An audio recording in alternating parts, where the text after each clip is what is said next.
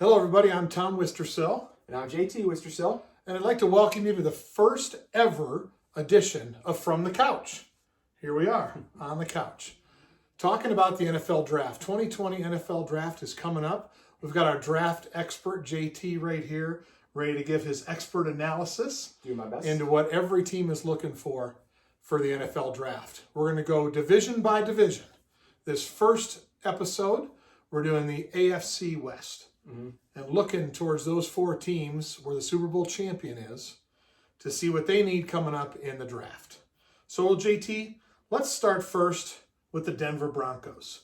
And coming off a season where they didn't achieve their goals, but they need to make some wholesale changes potentially. So where are the Broncos looking at the draft this year?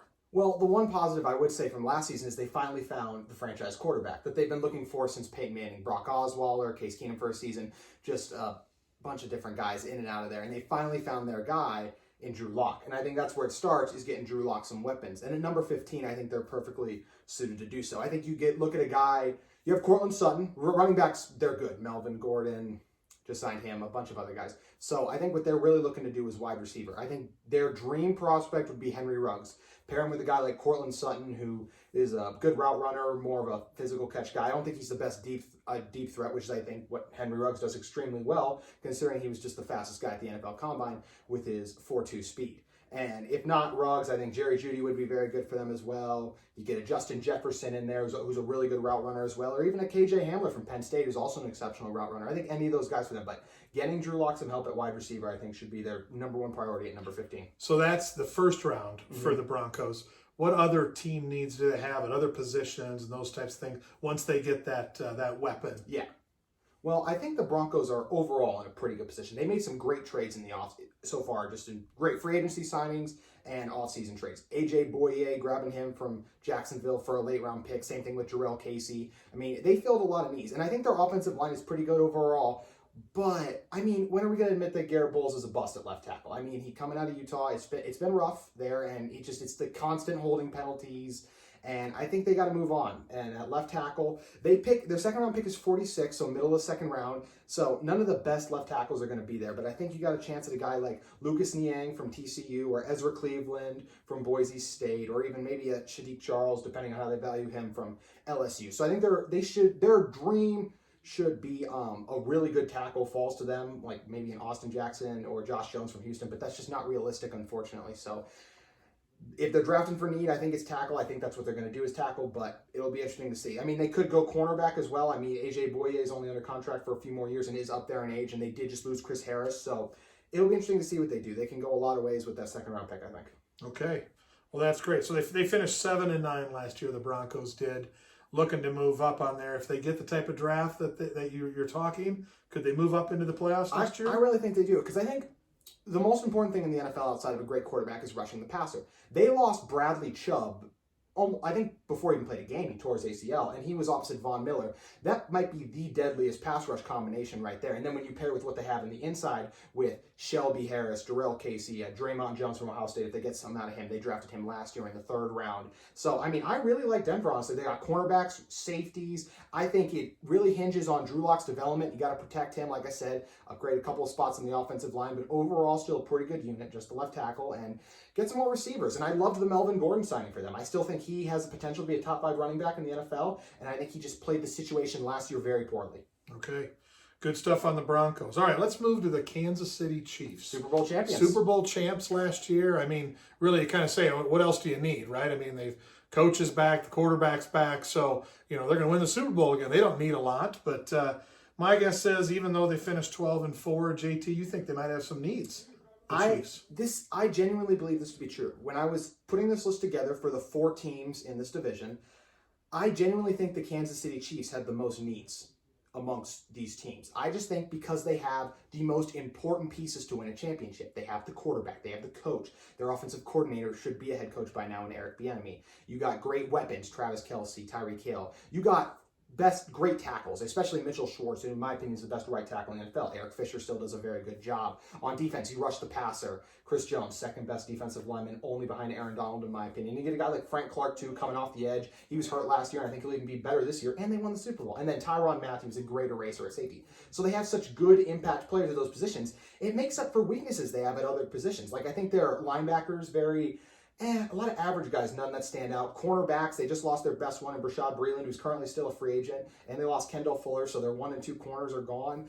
And then you look at the interior of that offensive line, and very average. So I think they have a lot of needs, but they just have the most important stuff already figured out. So they'll be fine with that. I mean, I would be shocked if they didn't win this division next year, because they still have everything figured out. But they need to if they want to become a more well-rounded team and just make it easier on themselves for, say, Mahomes gets hurt, couple positions they need to hit on for the draft. So where do they go with the draft? What are their position needs with their first couple of picks this year? So at number 32, last of the first round, they won the Super Bowl. I think a corner is a good place for them. I think a guy like Jalen Johnson from Utah could be there.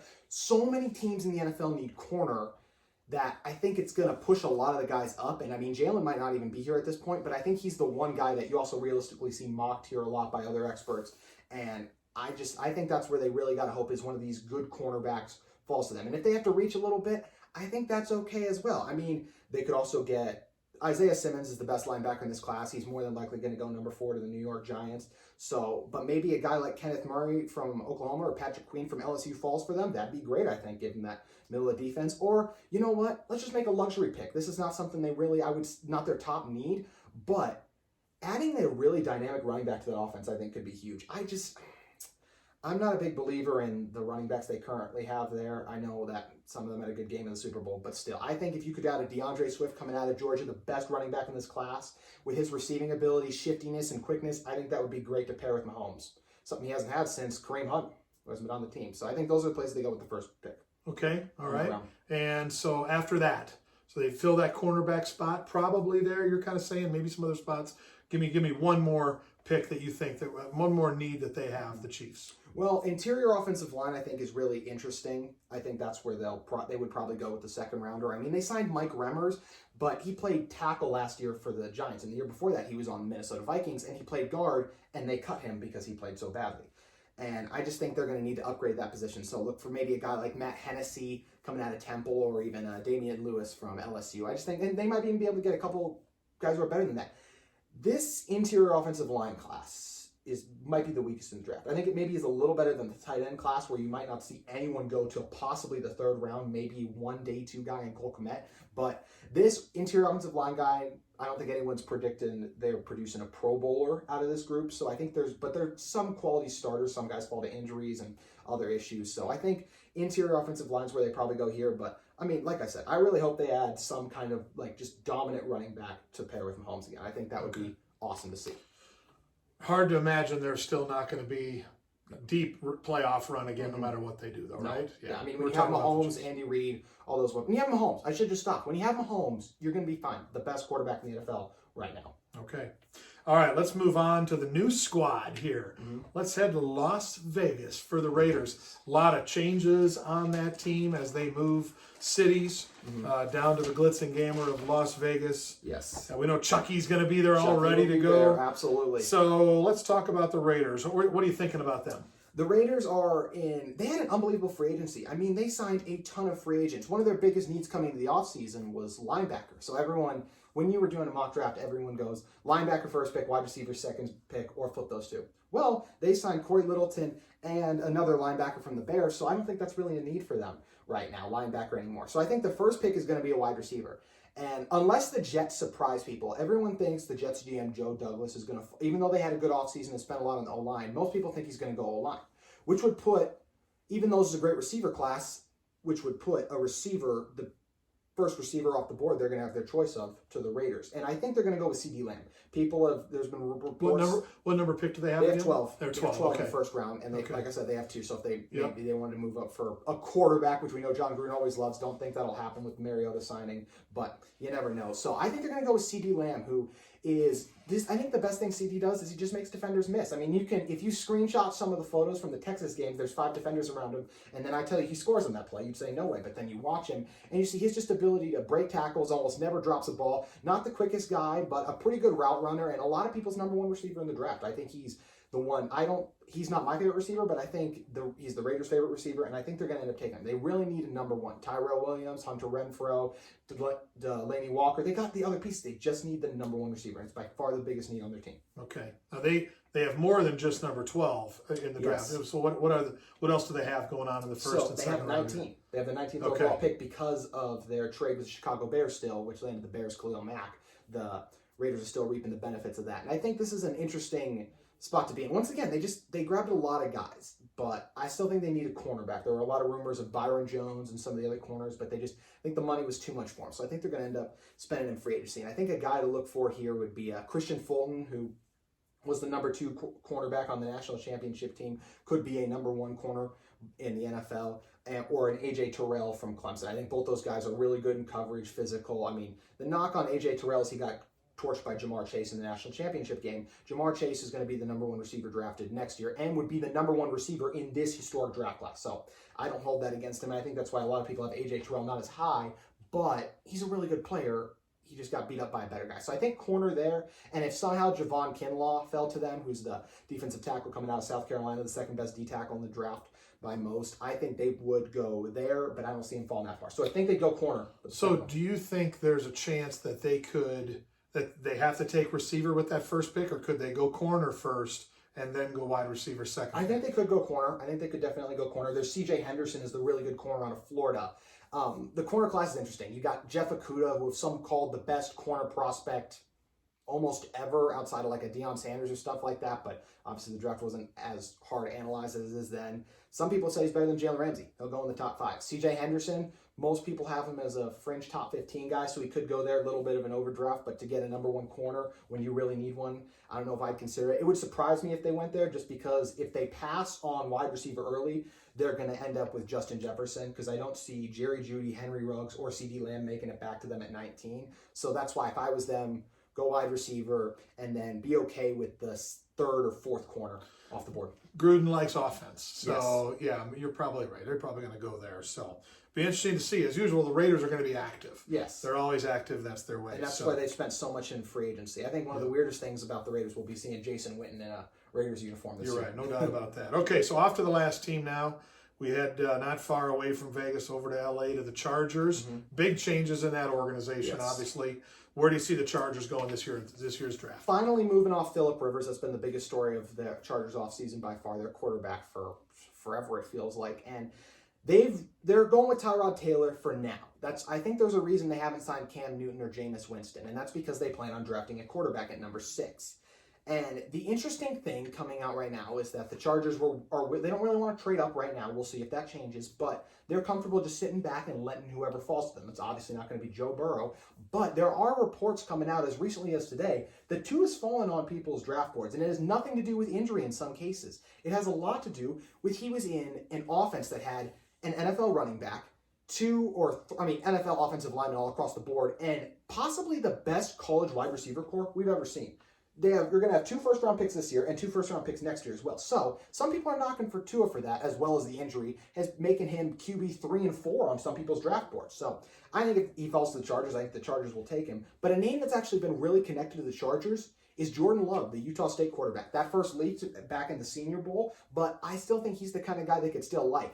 Some people have said he has Patrick Mahomes' traits. Small school guy, didn't get all the help he needs. And I think that's something, I see Patrick Mahomes twice a year, obviously, and I think Jordan Love is still a really good player, and I could see Jordan Love easily being the 3rd best quarterback in this draft, and maybe one day even being better. You never know with the way the draft works and players pan out. But I think if I had to bet on it right now, I think Tua is actually going to fall to him. I think Miami's going to take Justin Herbert, and they're going to get to land Tua. Wow, so they get the quarterback they want. there in the upper part of the first round. What's their next draft pick look like later in the draft? Yeah. Well, they did a great job this offseason of solidifying the offensive line, trading Russell Okung, who wasn't really happy there, issues with blood clots as well. We don't know how long he's going to still be able to play. Hopefully he is okay with all that stuff. He should be fine for Carolina. But getting Trey Turner, a Pro Bowl guard, great move. Signing Brian Bulaga from the Packers for 3 year, $30 million to man the right tackle spot. And you still have one of the Pouncey brothers on the inside. So they're good there. But they desperately need a left tackle. Desperately. So this draft has, I believe, 6 guys who can be left tackles. That you can be like, I don't know if all of them are Pro Bowl left tackles, but at least 6 guys you can go, that's our left tackle for the next 10 years, you hope. And I think the one they really got to hope falls to them is an Austin Jackson coming out of USC, who I think he's a really good player, but he's a little more raw than the other guys, the top end tackles. They could maybe hope for a Josh Jones too, but he's not the most elite either. So I think their hope would be one of those 2 guys falls there, because I'm not the biggest Ezra Cleveland fan or some of these other guys you have in there. So I think their biggest thing is we got to pray that a left tackle falls to them. Or they just sign someone like Jason Peters on the free agent market, because honestly, they had an unbelievable free agency period. I mean, adding Chris Harris is a steal, I think. Linval Joseph solidifies the defensive line.